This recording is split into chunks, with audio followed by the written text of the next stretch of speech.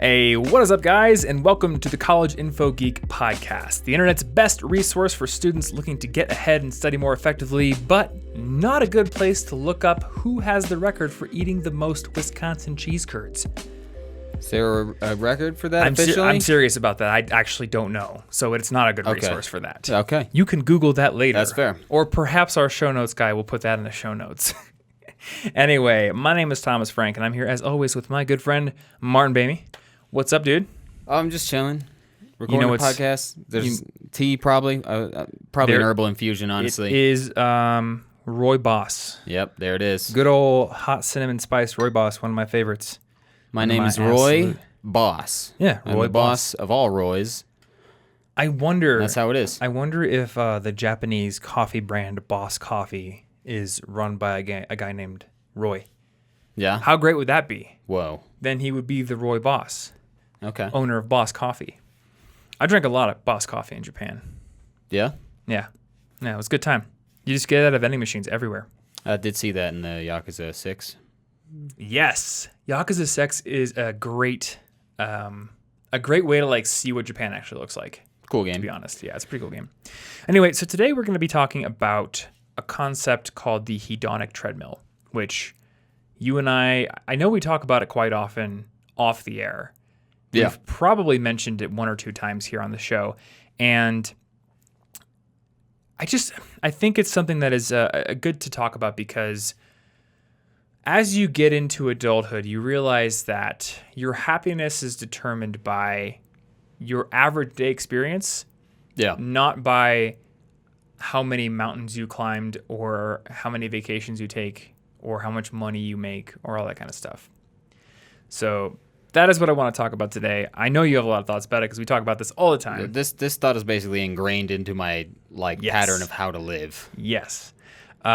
Before we get started, though, a couple of quick little to-do items on my checklist here. They're actually not written here. I'm just going to... Oh, okay. I was just pretending. They're not on my iPad. Oh, no. Number one, I saw just the other day the first picture of a CIG t-shirt tweeted to me. So... Nice. Good on you, first person who did that. And I'm still waiting for mountain summit pictures. I'm waiting for pictures of people fighting sharks. You got the shirt on over your scuba gear? Yes. Or something? Exactly. Well, duh. Why would you just wear a wetsuit while scuba diving? Clearly you need a College Info Geek t-shirt. There are fish poking out of it? Yes. That's pretty cool. Yeah, I cannot guarantee how many fish these shirts will hold. But I would love to see a shark fighting picture, shark surfing pictures. Anything with sharks, really. Anyway, all that to say, we still have College Info Geek shirts for sale in our brand new merch store, collegeinfogeek.com/merch. And I'm very glad that you or Guillermo remembered to set that URL up last week. Fact. Because I forgot about it after I said it on the show. And then the show was live and I was listening to it and I was like, whoa, did I actually get that thing up? So isn't having a team that is detail-oriented and pays attention just a great thing? Oh, that is nice. There are quite a lot of details. It is, yeah, it's a nice thing. And there's a lot of details going around. Anyway, so those are available, and we're going to have some new designs coming out. They might actually be out by the time you're listening to this episode.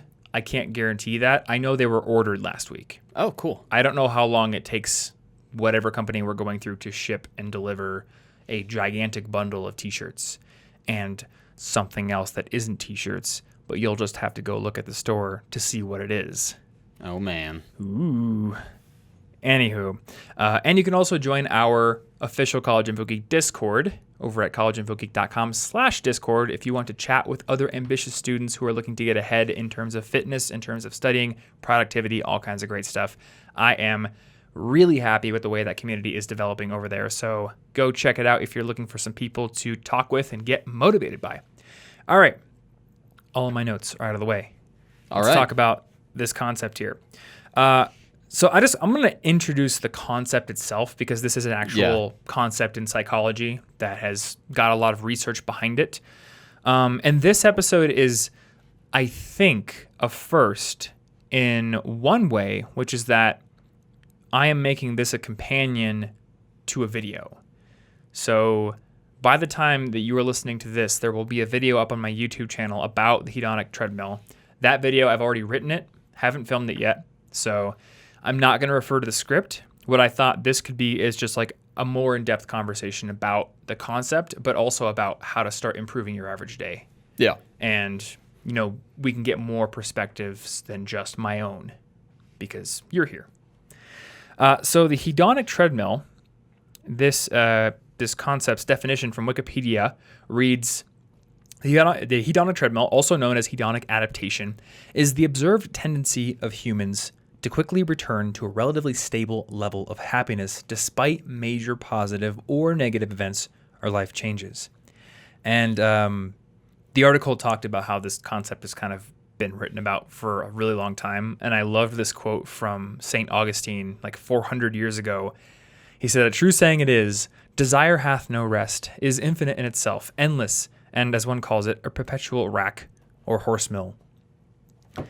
So the general idea here is, as you make progress in your life, as you make more money, as you get a bigger house, a better car, you move to a cooler city, all these things, you don't become exponentially happier as a result. Yeah. And I think about this a lot. Like 8 years ago, I started college, and I actually looked at my tax return the other day. It was like I made less than $10,000 total that year from all my part-time jobs. I lived in a cramped dorm with our friend Clyde. So I probably had the size of a parking space to my name. But I don't think in most dimensions that I was significantly less happy on a day-to-day basis back then as I am now. Even though now I make more than 10 times that amount. I drive a better car. I have an apartment with actual bedrooms and a kitchen and a bathroom. Like I have all these things. Fancy. There's like more social media followers, more career success, more accolades, all these kinds of things. And yet, I don't wake up every day and go, man, I'm way, way happier than I was. Yeah, you don't wake up every morning in pure bliss. Yeah. Driven insane by how happy everything is now. Yeah. And I think this is an important realization to have because it's very easy to convince yourself that if you're unhappy now, the thing that will make you happy is the next achievement. It's if I could only make $10,000 more a year, or if I could only drive this car, if I could only have a Tesla, I would be happy. Or if I could only have a house with a garage. And I've known about this concept for a long time. I think you have too. Yeah, but it's still I read something about it in 2012 or 2013. Oh, okay. I've just been obsessed with the average day being important. Yeah. Forever. And even still, I get caught up thinking, oh, if I could just have that one thing. And I think my brain knows to stop me in the middle of these fantasies and go, no, it's not actually going to make you happier on a day-to-day basis. But I still want it. And it's still very tempting to think that that's what's going to complete my life, even though I know that it won't. Yeah. The difference between if you get something really cool, like a boosted board, for example, the difference, it's really cool, but the difference overall in what the rest of your life looks like if you get it or don't get it is just, it's not that different. Most things don't end up being all that significant to your overall, the rest of your life happiness. Yeah. So I wonder what the action that this knowledge implies is. Does it mean whatever you do, you're not going to be happier, so you should do none of it? Ooh, that's a sad way to look at it. Should you sell all your things, go live in the mountains, wear loincloth, and just own nothing? Yes, but only because it's cool, not because of the hedonic treadmill. Okay. So one thing that I think about here, and there was a quote I put in my last week's newsletter about this, I feel like the concept of the treadmill, it's important to remember that it's a treadmill. So in one dimension, you walking doesn't get you any further in terms of happiness, but also, just as important, if you stop walking, you go backwards. But I think that we need to figure out where the nuance is here, or we need to be nuanced about it, because clearly you could say, all right, well then you need to keep walking in terms of accumulating material possessions, or you need to keep walking forward in terms of making more and more money every year. So, and that doesn't make sense to me. That I feel like there's a level at which you would make enough money that you could be content, and you could have a big enough house that you would be content. But in other dimensions, I feel like stagnation or just accepting the status quo will lead to unhappiness. Well, maybe it's in that it's just accepting the status quo. Whereas if you look at like certain sects of Buddhism, or like a monk who's just been a monk forever, yeah, it's not so much that they're just accepting the status quo, because that sounds all defeated. Mm-hmm. But the way they're cool with what they're doing is because they are truly grateful for and appreciate and exist in like their current present moment. It's not so much like, I don't need to work that hard. It's not going to get any better. It's like, everything is so amazing. I'll just embrace every moment, and who could want more? Everything is this great already. So it's like the difference between gratitude and then the cynicism of not like thinking that you're capable of being happy until you do something. Yeah. But you shouldn't ever use this as an excuse to push off your happiness. I guess the real lesson here is that you can be happy, just like those imaginary monks I was just talking about. With whatever you have, you can find a way to at least cope and get through something temporary and be happy with it. You don't have to say, I can't be happy till next year. Yeah. You could say, I can be happy now, and next year the situation will be better, and I'll still be happy. Mm-hmm. That makes sense. But you shouldn't just say, I guess I'll just be angry and depressed all year. Yeah. I guess, so how much have you read about them, the Buddhist monks? Because I know next to nothing. I read a book. Honestly, I can't remember the name at all right now. I didn't know that I was going to talk about it.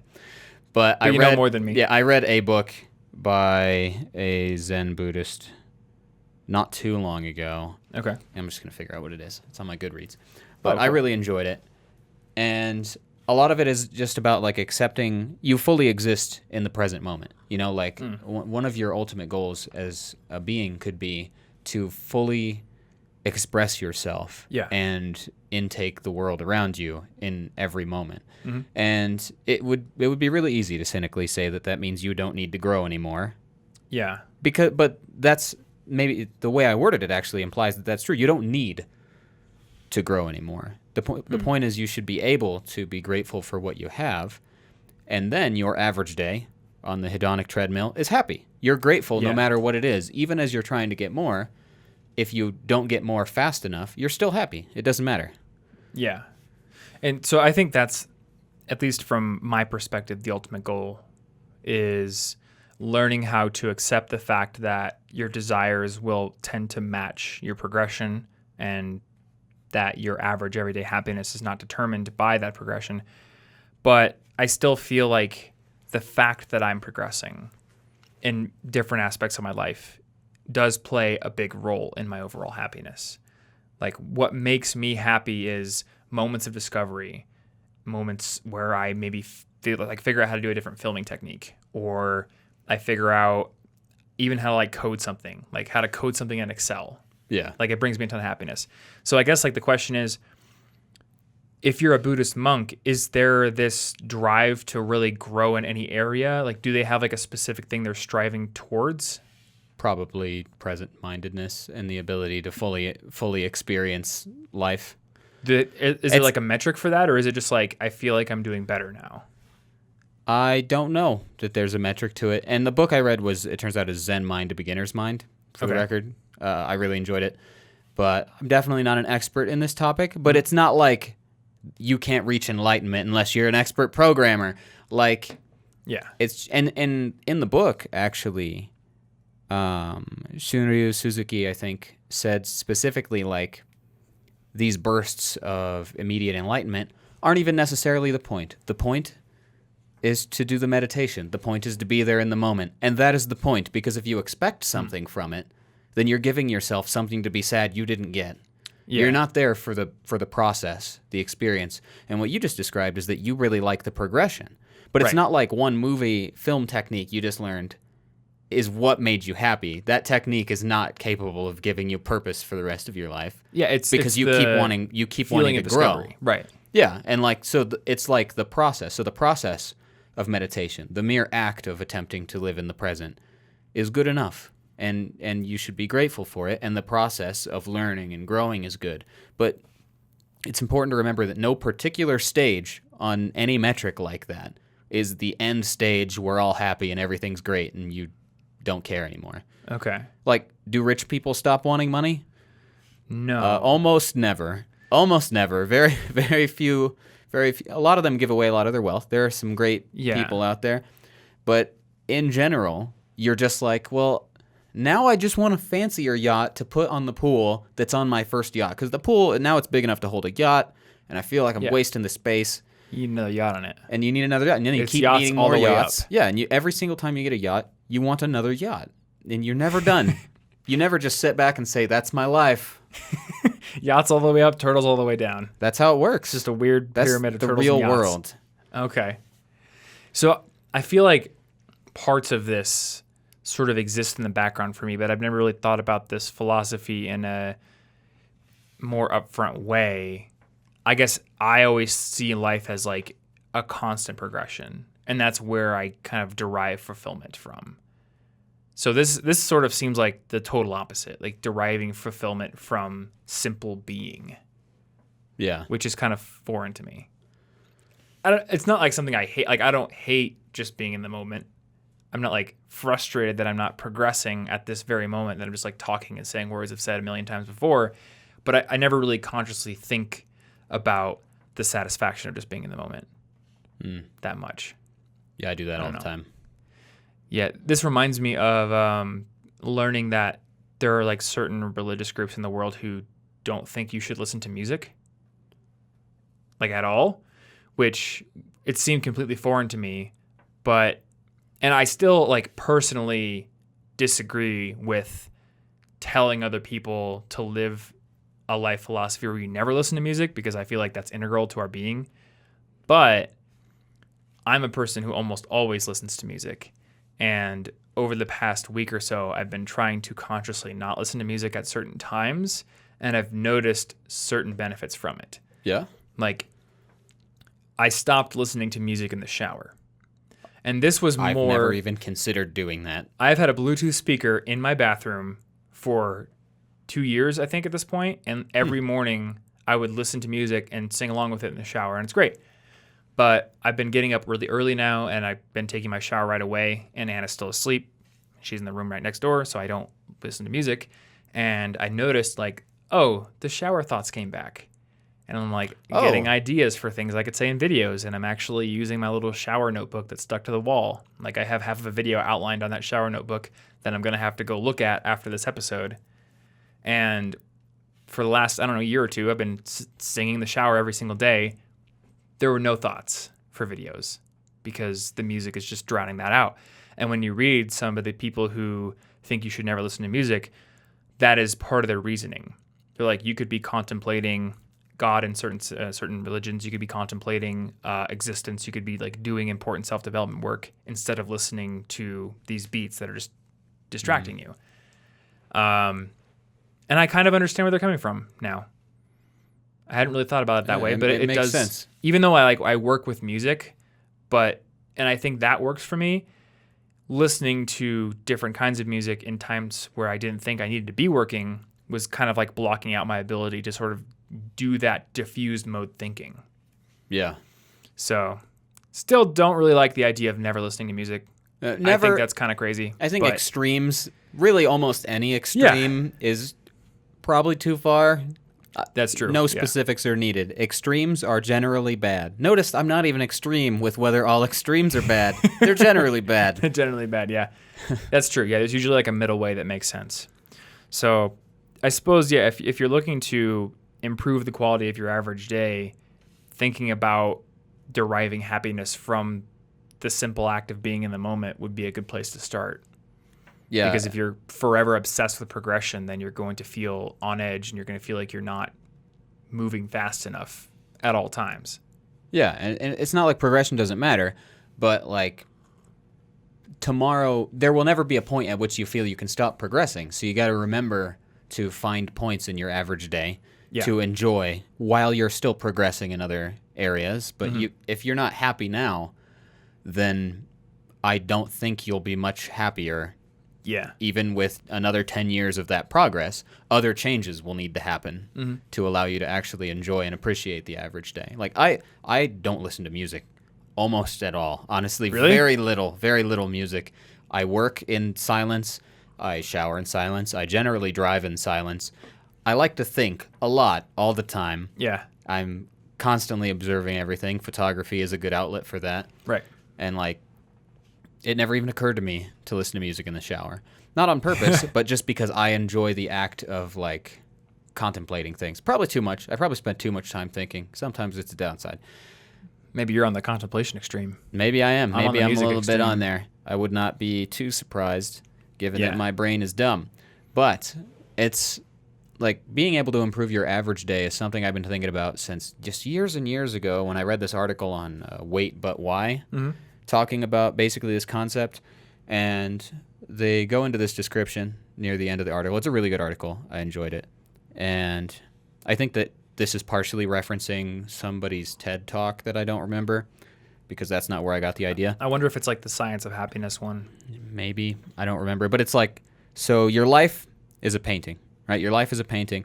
And people tend to assume that their happiness, the way they enjoy it, is the broad strokes of the painting, the overall big picture.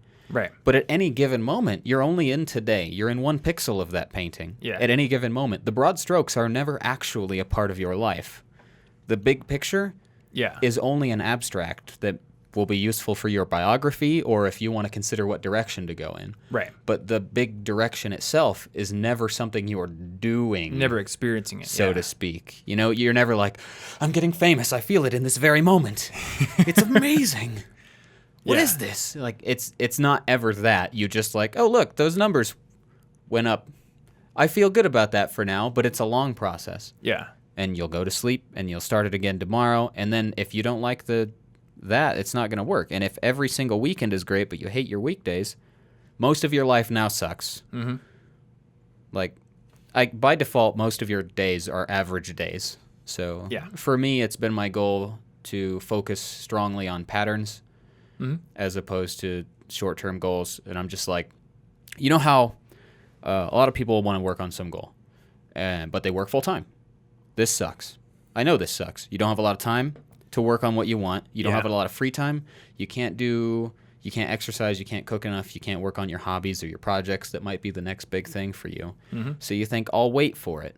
But I am almost like obsessively scared of thinking that way because I think if I can't figure out how to make free time today on a random weekday where I have to work a full amount, I have to cook because you need food to eat and cooking is better for me, and I spend time with Ashley. If I can't find time on that day, then why should I ever assume I will find time? Ever.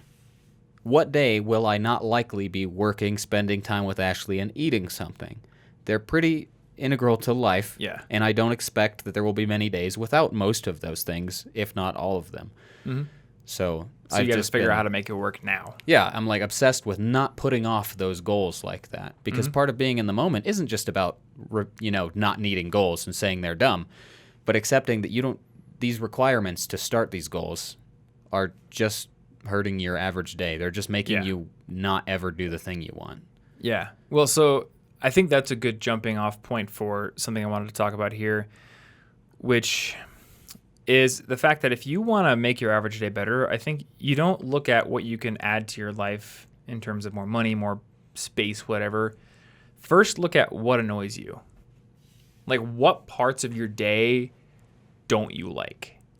So maybe it's like, I hate sitting in the car in bumper-to-bumper traffic for half an hour each way to work. Don't like doing that. I don't like cooking. Maybe you don't like cooking. That's fine. And like you said, you're not going to be able to do this big project that you want to do in the future if you can't figure out a way to do it now, because you're looking at a future average day, which is probably going to look a lot like today's average day. Yeah. So what sort of changes can you start making to remove those annoyances from your life or to lessen their impact? So, for example, I don't like commuting to the office at rush hour. No, that's horrible. Oh, rush hour I did so it this bad. morning. It was the worst. I'm sorry. And I did it because I wanted to get up and work out, but also I ended up going to bed a little later last night.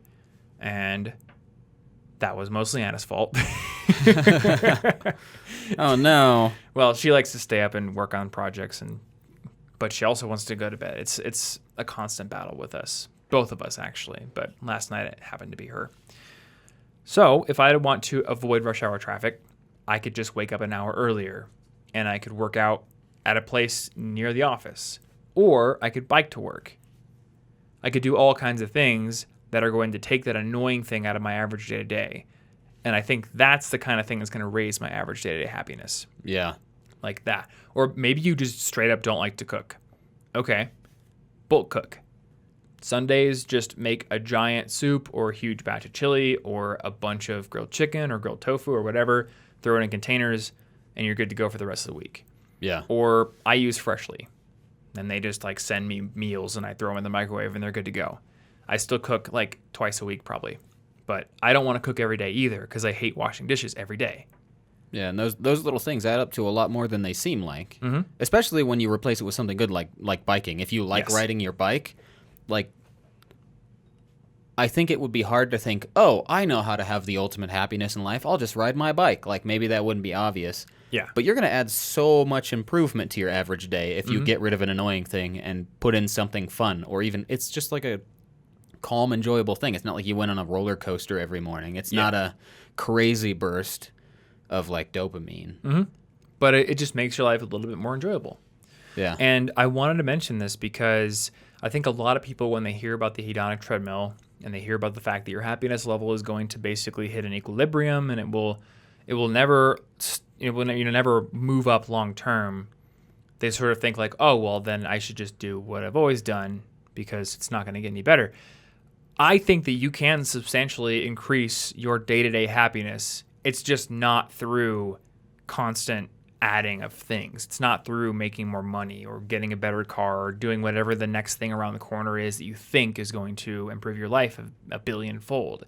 It's through these small little process improvements. How can I reclaim more of my time? How can I spend less time doing the things I hate doing? How can I spend more time with people that I like being with?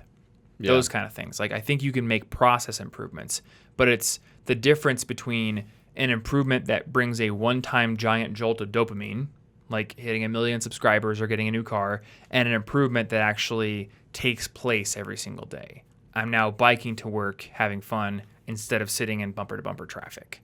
Or I'm now getting to work 2 hours early. It was a really easy drive, and now I'm working out at a cool climbing gym or something. Yeah. That's, near my work. Yeah, just like small little tweaks to your day. It would be really self-defeating to accept the idea that you can't be happier because you can make it worse. So yes, let's not pretend you can't make your life worse. You can absolutely become less happy. Yeah. So you can become more happy. It's just not in the ways that like movies might tell us that we become more happy.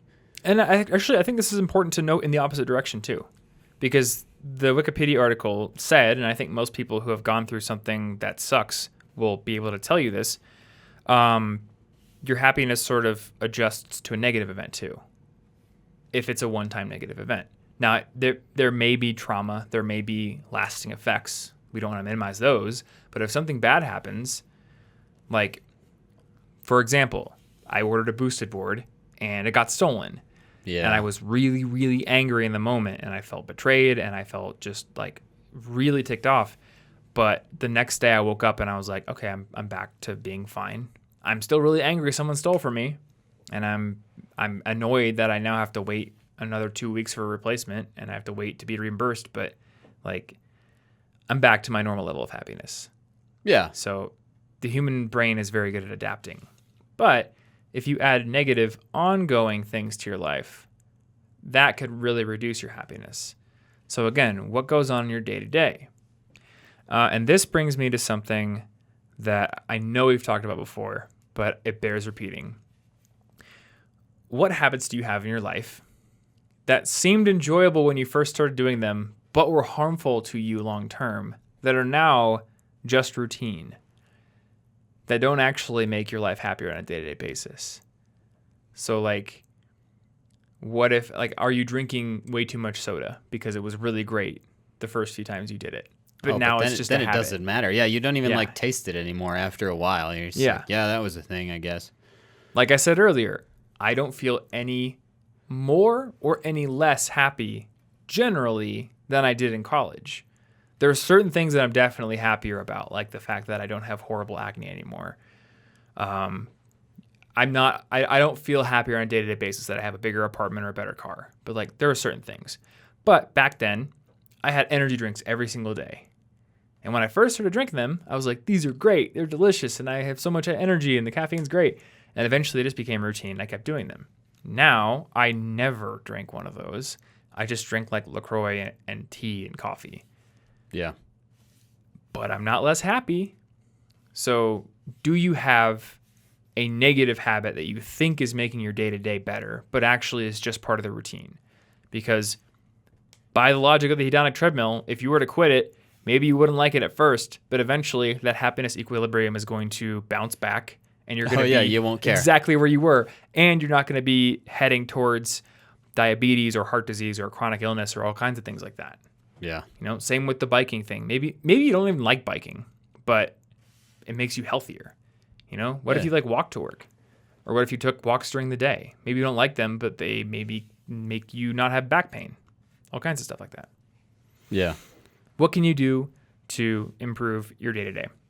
This week's episode of our show is brought to you by our friends over at Hover, the best place on the internet to get your hands on a domain name so you can build yourself a personal website. On College Info Geek, on this podcast, and on my videos, we often talk about the importance of building yourself a personal brand, a representation of you and your career and your skills, which you can show off to other people, both offline and online. And in the online realm, you do have your social media profiles, you got your Twitters, you got your LinkedIn, you have your Behances and your Dribbles if you are a graphic designer, but I think that it is great to have a home base of sorts online, a personal website where you can show off your work in all its glory, where you can do case studies, where you can show your process, where you can lay things out exactly as you want and show people how to get in touch with you, whether it be by email or on other networks where they don't already follow you.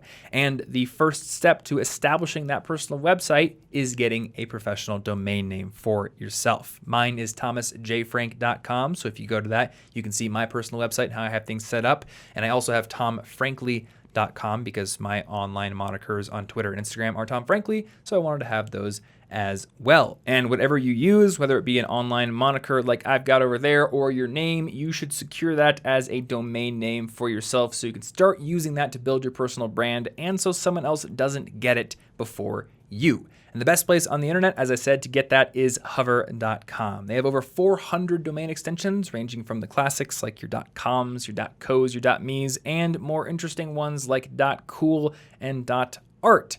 Though I would probably stick to the .coms and the .mes for a professional site, but maybe if you have like an art blog or something, .art could be kind of cool. Anyway, in addition to all that selection, they have an incredibly streamlined and easy process for buying domains. There are no annoying upsells or random pop-ups that get in your way. You can literally buy a domain in less than 30 seconds on Hover. And what's best, included with your domain is free Whois protection. So within that Whois database, your contact information isn't going to show up if somebody searches your domain. It's going to be a bunch of privatized information that nobody can use to spam you. Also, they have a tool called their Connect feature, which allows you to easily hook up your domain to website builders like Squarespace and Shopify. So if you are ready to get your own domain name, then head on over to hover.com/CIG. That is HOVER.com/CIG. And when you go to that URL, you're going to get 10% off of your first purchase and show Hover that you came from this show, which supports us. So thank you if you do that. And big thanks to Hover for being a sponsor of our show. Also, big thanks to our second sponsor on today's episode, Todoist. Todoist is my favorite task management and project management app out there, so it is really cool to have them as a sponsor on this show. And the reason I like Todoist is, number one, they have apps that are beautifully designed for all of your devices, and they sync all of your tasks across them. So whatever you're using, be it your computer or your phone, you're going to be able to see all of your projects, all of your tasks, and all of your subtasks. And I love the fact that Todoist natively supports subtasks and makes them very easy to create, because this allows you to easily break down your big projects into small manageable chunks. And as you've heard me talk about many times on this podcast and on my videos, one of the main principles in productivity is breaking down your big projects into manageable and actionable items that are very clear on what you're supposed to do next. And Todoist makes this very, very easy. In addition, Todoist also has natural language processing features, which means that you can type all the details of your task in one line of text along with the name of the task, and Todoist will intelligently take those details and apply them to the settings of the task. So you could put English assignment due Tuesday at 4 p.m. and have a context such as high priority or low priority, and it's going to set all those things for you. You don't have to fiddle around with a bunch of settings. It just kind of does it, which is really, really nice. And one of my favorite features of Todoist is their templating system. This allows you to make project templates which you can reuse over and over again. So if you have a complicated process that you go through, like I do with publishing videos, you can import your template. It will bring all those tasks in. You don't have to type them over and over again, and then you can easily check them off while retaining your project for later uses. So if you want to get started with Todoist and get their premium subscription for 50% off if you are a student, then head on over to todoist.com/education. That is TODOIST.com/education. And once again, I want to give a big thanks to Todoist for sponsoring this week's episode. Let's get back into it. All right, so a few more things that I had written down here for improving that day-to-day. One, protecting your time. And I think you kind of touched on this. I have found that as you get further into your career, it gets very easy to add lots of obligations and to pack your schedule with things. And these things, they seem important because they might bring income, they might do all these things for you, but they have all of a sudden eroded away your time for tinkering and your time for exploration. And this is a position that I feel that I'm in right now. I'm like, I have so much work to do that I don't have time to spend like an afternoon just fiddling with some program or learning some new technique or just like exploring something I never thought that I would do before. And I think that that is something that has negatively impacted my day-to-day happiness. Because in the past, it was like, yeah, I wasn't as well known, I didn't make as much money, but I could take an afternoon and learn this weird programming thing. I could learn how to code an encryption algorithm in JavaScript. That's fun. And right now I'm just like, I can't do that, which is stressful. So I think it's important to protect the time you have for exploration and tinkering and play, actually. Yeah, if you get inspired by something, you don't want to have to say no to that over and over and over and over. And I actually read an article on QZ the other day saying that doctors are now prescribing play for kids. And the reason they're doing this is because parents feel this intense pressure to overschedule their kids' time because they feel like they need to do super well in school, and they also need to take music lessons, and they also need to be in Little League and Pee Wee football and basketball league and every sport so they can grow up and be successful kids. And then there's no time left over for play. And then they're wondering, like, why are these kids depressed? Why are these kids not getting good grades? It's because they have no time that's just like unstructured, like just time to explore, just to do things. Yeah. And I had a lot of time like that when I was a kid. And that was great. You know, I think it's easy to assume that like a person who's really successful was really regimented as a kid, and that's why they're ahead. But I think kids actually derive a lot of benefits from just having total free time to go out and explore and just do whatever they want. You can't predict what they're going to do. And I think this concept applies to people who are not kids anymore. So I didn't finish reading the article yet, so I don't know if it made this conclusion, but for anyone who's thinking, all right, I'll just let my kids play, and then they stop there, no, apply it to yourself too. Yeah, I know that that's been working because since we got the office space, you know, so now I do this mystical thing. I never heard of it before. It's called clocking out. What is that? Well, it's when you ostensibly stop working for the day, at least for the most part.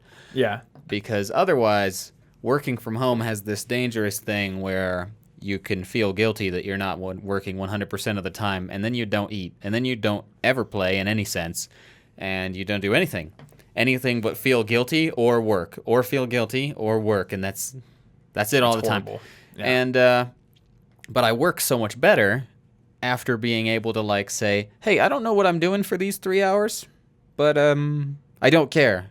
I'll just do something. I don't know what I'm going to do. Because what if I want to go for a walk randomly? What if I'm like, that's a game I never heard of or a book I'd never considered? I think I'm just going to start it. Yeah. Not everything needs to be like a 30-day challenge or a long-term monetary project that's going to pay off in some way. Or I don't have to read the next book in the series I'm reading right now. If it doesn't call to me, then I'm just like forcing every single thing I like by assuming that accomplishing those things is what makes me happy. You know, I could force myself to read 2 hours of this book every day, play this specific game, and I could fill my day with things that make me so happy all the time.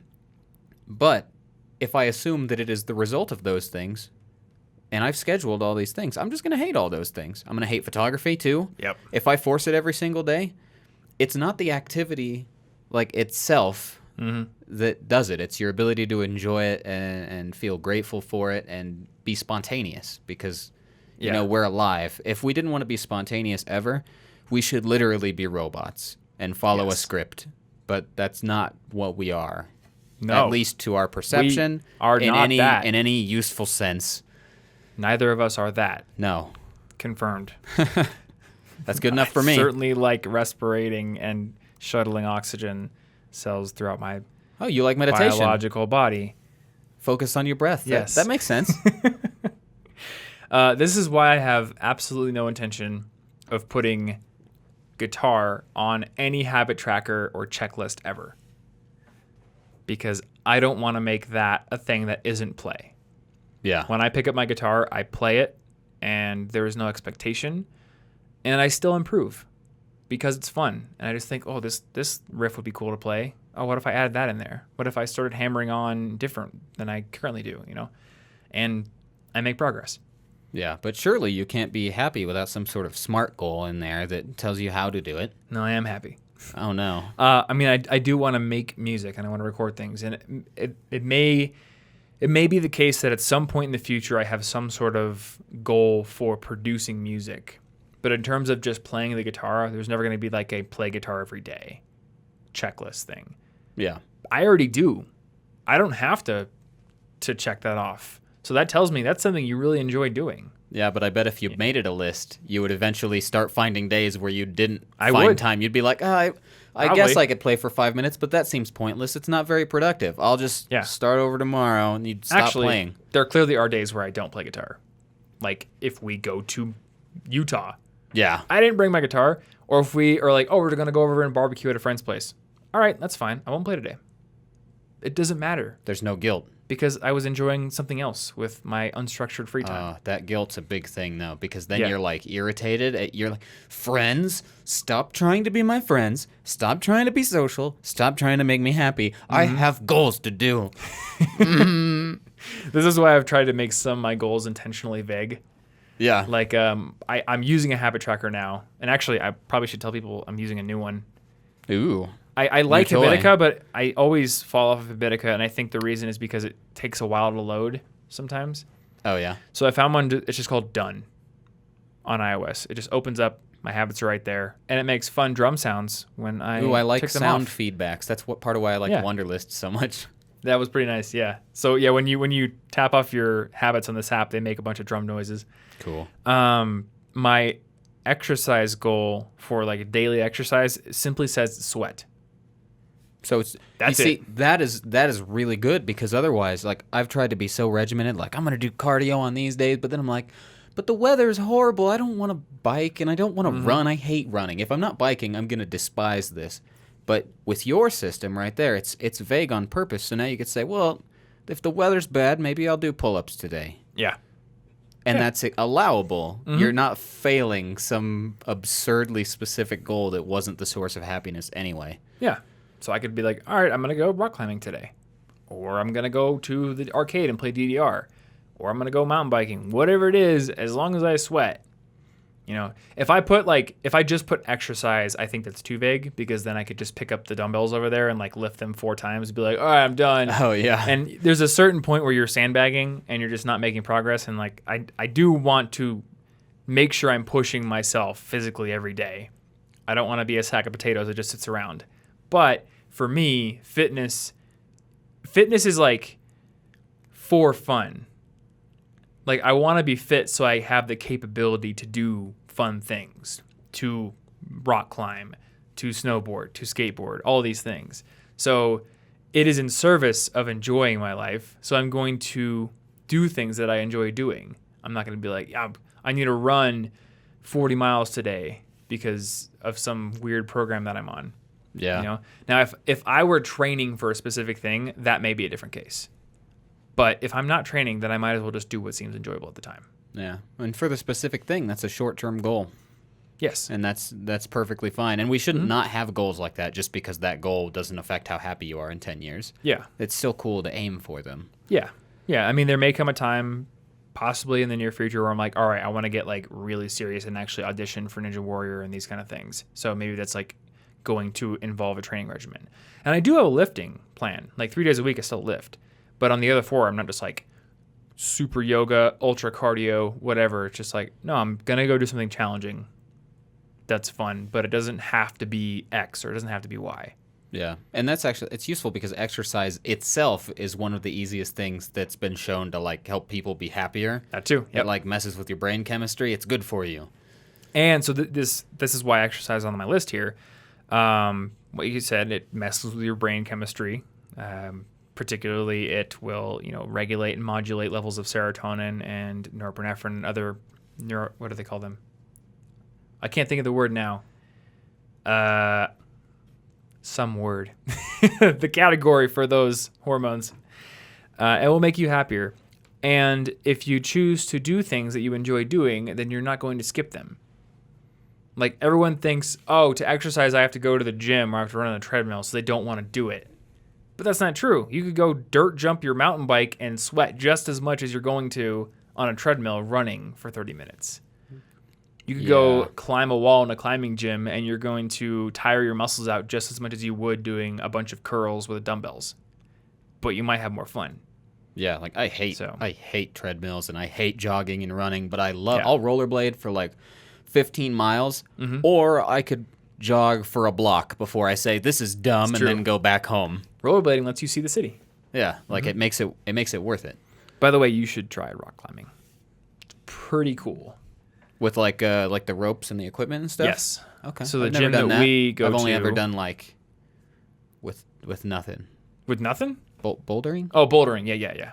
Yeah, I've done that because Iowa State had a bouldering wall. The place we went to has auto belays. So if you've ever climbed a rock wall at like a family fun center or like... What's that word? Have you ever climbed an auto belay? So like a belay system is usually I didn't know where how to you have... interpret it, so I couldn't spell it in my head, and I was confused for a second. So they have like top rope where you have like a belay partner, and they will be your fail-safe, basically. If you fall, like their weight is what's going to stop you from Or they'll falling. hold you like Scar, and they'll be like... say something dramatic and they'll just let you fall? They could do that too, yes. Okay. Hopefully you pick a belay partner that wouldn't do that. They also have auto belays, which is just a cable system at the top of the wall. So if you fall, it will make your fall very slow and controlled. And then there's also, I forget what the word is, but there's certain routes they have where there's just clips on the wall at certain points. So instead of you having your safety at the top the whole time, you are adding safety as you go along, which is how actual rock climbing is done, because there's not like ropes at the top of actual mountain climbing routes. It's like leaving a breadcrumb trail, but each breadcrumb is holding you to the side of a mountain. Yes, basically. And you still have a partner down there who's anchoring you, but you're basically like setting your safety as you go. So they have all that. They have bouldering. And they also have a weight area. And I love the weight area because the weight area has gymnastics rings and rock climbing grips for pull-ups and all kinds of like actual kind of stuff I would want to do, rather than just like your typical machines for curls and shoulder presses and all that. Yeah. So I'm probably going to be going there more often. Anywho, the last one that I wanted to mention here is taking occasional big breaks. Traveling, taking vacations, all these kind of things. Obviously, this isn't feasible for everyone at every given time, but a lot of people will push off vacations, and I'm one of these people, because we think, well, I have bigger priorities right now. And if I take a vacation, I'm going to get behind. But if you go long enough without taking a vacation, you just kind of get behind because you haven't reset your brain in a while. So you're no longer as effective as you once were. Yeah. And you and I both know when we come back from vacation, when we come back from even like a weekend of travel, I feel so amazing every time. That's why I like road trips too. Yeah. Because I don't even have music on for most of it. Honestly, I just road trip and I think for like 10 hours straight. And I'm so like, look at how beautiful all this nature is. The world is incredible. Wow, the Northwest is the greatest thing I've ever seen.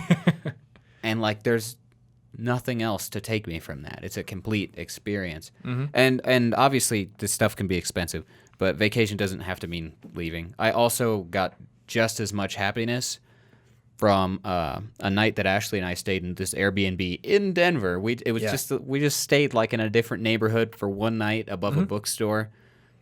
Just one night. And it felt like basically just as long. It felt like a full vacation just because it was a full mental detachment from the routines. How did Aaron visiting here feel? Did that feel like a vacation or not? It did to me because I did way more in Denver than I normally do because when I live here, what I say is, I'm really busy right now. I can't go hiking this weekend. I've got these things I'm trying to do. I'll go hiking next weekend. You know? Which is just how we push off all the fun of our lives until some mystery task is complete that didn't really matter as much as we think it did in the long run. If you switched the order, who cares if you did the task like a couple days later for the most part? Yep. And then when he was here, it was like, well, we got to take advantage of the moment now. Otherwise, we're being like terrible hosts if we're just like, I'm working. There's a Starbucks down there. Go get a coffee or something. Have fun. We did go get coffee. Have fun, kid. This is Denver. Yeah. It's sadness. So you don't have to leave your home. You just kind of have to shake up your routine a bit and prioritize relaxation and fun. Yeah, you just need to leave like the ways in which you hold yourself like to any sort of a routine or expectation. It's really the expectations that you put on yourself that you're taking a break from. Yeah, take a break from the expectations. Though I will say, travel and getting yourself into a different environment when you can, I think that's a fantastic way for all sorts of things. Yeah. And when you're in college, it could be driving 20 minutes out of town to go hiking or go camping. Actually, I have such fond memories of the night we went camping. Like an hour away from Ames in Iowa. Yeah. Cost us basically nothing. It was great. So all you need is to give yourself some time. Yeah. I think that's all I had written here. I mean, the main idea here that we want to communicate in this episode is your average day is what primarily determines your happiness. So, number one, try to be in the moment and try to be content with who and where you are in the present. But number two, look for ways to optimize your average everyday experience. And also look for the habits that you may think are making you happy, but are actually destructive and have just become sort of average everyday habits that you could probably jettison without any big hit to that amount of happiness you have. Yeah, you shouldn't have to hold yourself to it out of some guilt that getting rid of it makes you less of something. Yes. Like, I'm not responsible if I stop doing that. Mm-hmm. But at the same time, realize that the Hedonic Treadmill is just that, it is a treadmill. So you don't want to stop.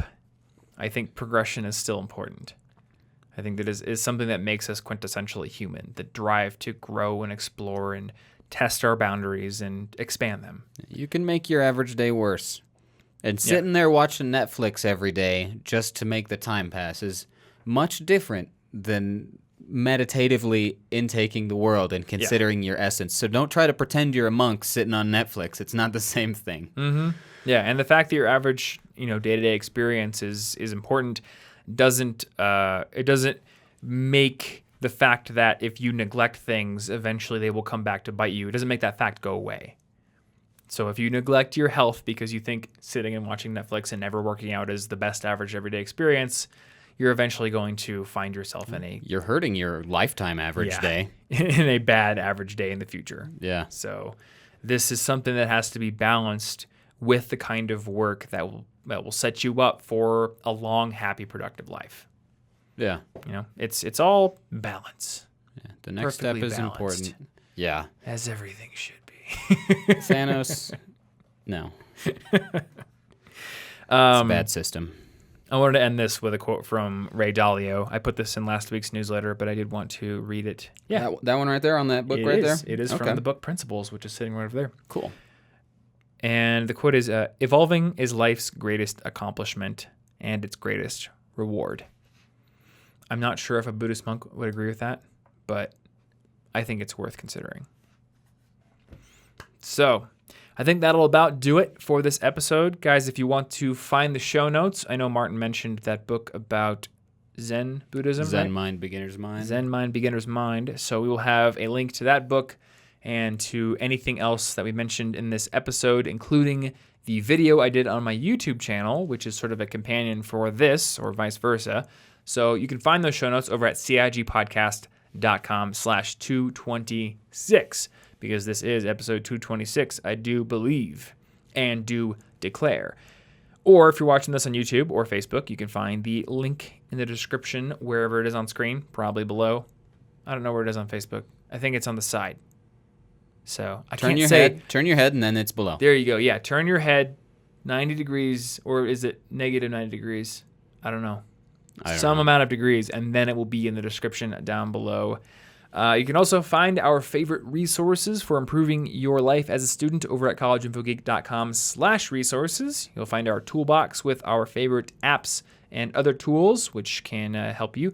You can find our college packing guide, which is a very comprehensive list of everything that you may want to bring to either a dorm or an apartment if you're going off to college or university. And last but not least, you'll find our essential books list for students. So if you're looking for a great new read, definitely check that page out. I think that is about it. So if you enjoyed this episode, one way to support the show is to go give us a rating and review on Apple Podcasts. And if you have not subscribed to us on Apple Podcasts or the podcast player of your choice yet, that is a very cool thing to do for you, because it's so cool. You don't have to, listen to the episode in your web browser. I think some people still do that. You can actually have it downloaded automatically to your podcast player. Oh, then you could listen to it while going for a walk if you so chose. Maybe that would improve your ability to enjoy the podcast. Or maybe you hate going on walks normally, and now you're getting exercise. That's true, yeah. Actually, yeah, some people don't like going out for runs or walks, but if they have an interesting podcast to listen to, then it's more bearable. So maybe you're training for a marathon or something. I don't know. Maybe. Anywho, thank you once again for listening, and we will see you in next week's episode. Thank you.